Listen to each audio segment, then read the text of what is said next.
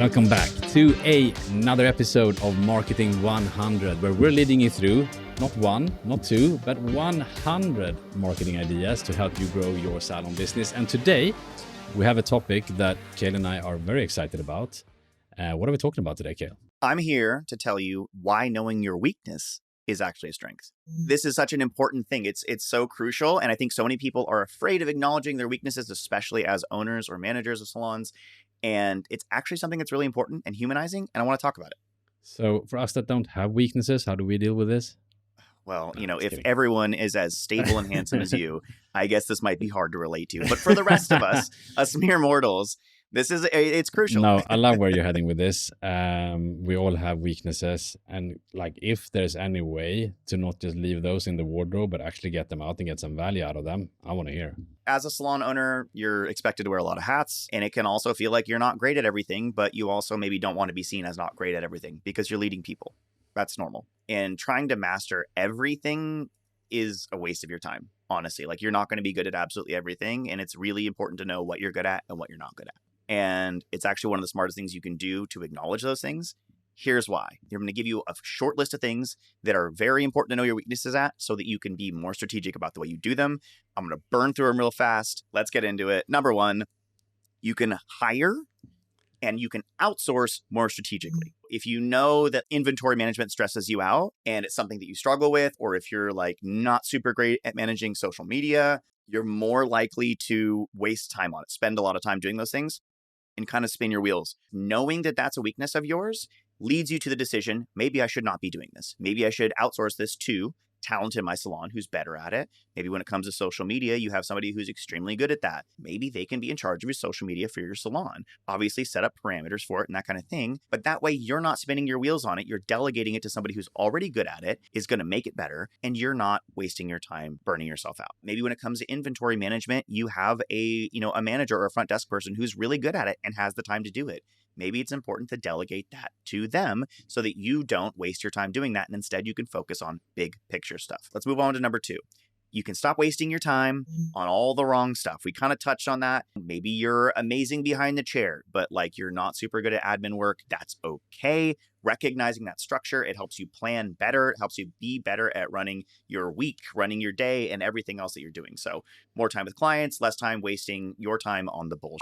Number three, your team is going to feel more empowered if they feel like they understand you better and if they have the agency to take on tasks that make them feel more, ingrained in your salon, more ingrained in the culture, and more a part of your brand as a whole. If you're not great at conflict resolution, that's a really hard thing. Especially as an owner or as a manager, acknowledging that might be hard, but at the same time, it humanizes you to other people. Being vulnerable is not necessarily a bad thing. So being able to say that dealing with these interpersonal conflicts, it's a struggle for me too. It's hard for me to dive into these things. It makes me uncomfortable, but it's really crucially important that we deal with this together. Maybe that's how you do it, by giving people the agency to have an adult discussion about what this is. And maybe you kind of mediate, right? Maybe you take a backseat role and let that happen a little more naturally. These are things that you can find a way to approach in a way that actually makes you more relatable instead of making you, seem like you don't know what you're doing. It's way worse if you just try and act like you know what you're doing when you don't and bullshit your way through it. Don't do that. It's not going to inspire people to follow you. It's not going to make you a more relatable leader. It's just going to push people away. Honor that. Honor your flaws, honor your weaknesses, and be real about those things. Because if you want to be a leader, you have to be a real person. You can't just be a figurehead. And I think it allows you to connect with your team on a deeper level as well when you're actually opening up. And it also sets a precedent that is okay to do. And if you're leading people, you want to hear what are the real challenges that is going on with them, right? And you want them to open up so that you can kind of course correct or support where you need so that, they perform better. It's unfair to expect that should be just a one-way type situation where one person is exposing their vulnerabilities and asking for help and that doesn't go both ways. So I think it's just crucial to build trust and also to make sure that your team feel good about opening up and that you can actually work through the important things together.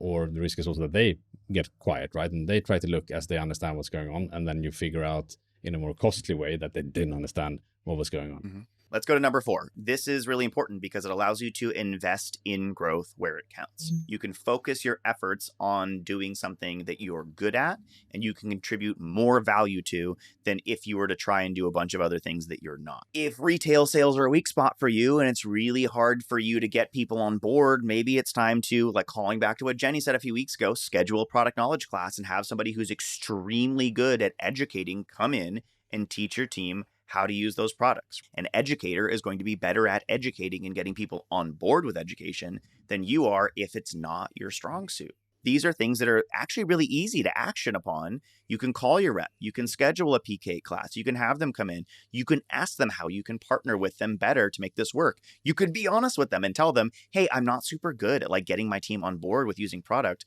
Like, what are some of the techniques you use? And you can learn and get better at it in the process as well, right? Like, this is actually a growth opportunity. And it's an opportunity to grow your sales and bolster your revenue and build on this momentum that you've already got instead of just like wasting your time trying to do it on your own. I think there's like nothing better, right, than managing a team who produces better than what you could do yourself. It's actually tough to be in a position where it's like, I could actually do this better myself. Really making sure that you're building that team that you talk about around you that are better than you at what they do in that area, right? It's just like install so much more ownership too with that individual to actually go and be like more creative because they are able to push things further than even you can do. I agree. And like what it comes down to, like, I want you to think about this. This is like a part of being real with yourself. If you're not surrounded by people that are better than you at least one thing, you're not surrounding yourself with the caliber of people you should be. Everyone around you should give you something aspirational. I think all the most successful salons, all the best salons, each stylist there is really good, like really fucking good at one thing at least, right? They're competent on across the board, but they're really, really good at one thing. And that should be a differentiation point, right? You should have a stylist that's like incredible at balayage or one that's incredible at extensions or whatever the case is, to the point where people look up to them and learn from them. If you're the best at everything, either you're a god like John, clearly, or you're just surrounding yourself with a caliber of people that really aren't up to the task. I'm going to run through point number 5 here. This is our last one for today. You'll make better business decisions if you know what kind of leader you are and what you're good at and what you're not good at. This is crucial. The most successful salons I've ever worked with, this is anecdotal, but they have a husband and wife team very often where like, one person runs the operational side of things in the business and is a creative. They're typically a stylist, right? And then the other person is the numbers person, right? They handle the books. When I say the books, I mean the accounting, and maybe they handle like marketing budget or expenditure, things like that. We've talked to Brett from Pony Studios, for instance. I'll link that episode up here. That's a fantastic example of a husband and wife duo who handle those elements of the salon separately and are very successful at it, right? Or Jenny, who was on just like a week or two ago, same situation there. Her husband is her accountant, and the two of them together are a powerhouse duo that make Wordsmith Salon like the place to be out there. It doesn't have to be your significant other, but like maybe you're not super good at accounting. Cool. Hire an accountant. It's worth the money. You will see the return on that. If it's something you're not good at, instead of wasting your time on it or getting yourself into trouble because you don't know how to run the numbers or whatever the case is, don't be afraid to spend the money on things that will elevate your business to a degree that's crucial and it will benefit your business in a way that otherwise might be hugely problematic if you didn't do so, right? Bottom line, knowing your weak spots doesn't make you a worse leader. It makes you a better leader. And I do want to include one last thing here. John, if you'll give me a second. Jenny had a take on this. I want to include this. This was an idea that she and I kicked around a little bit, and she had a really nice quote that I wanted to include here. She says, I just don't think that anyone has any business leading a team who isn't willing to be reflective, to hold up a mirror and really look at themselves. It's a daily practice and it's grueling. It takes a lot of self-discipline and it takes you through the phases as you dig deeper, where you learn the places where you are the weakest and most vulnerable and the places that you are most equipped to empower others. So that's what we had for you today. If you didn't know that your weaknesses actually might be a strength.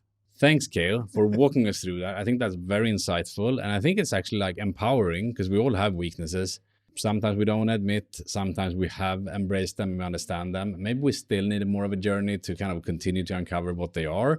Maybe you already know, like, okay, these are areas. I think this is kind of a life journey, I would say. But like turning that into a strength, turning that into something that creates value is really something that you can do. So really excited for this one.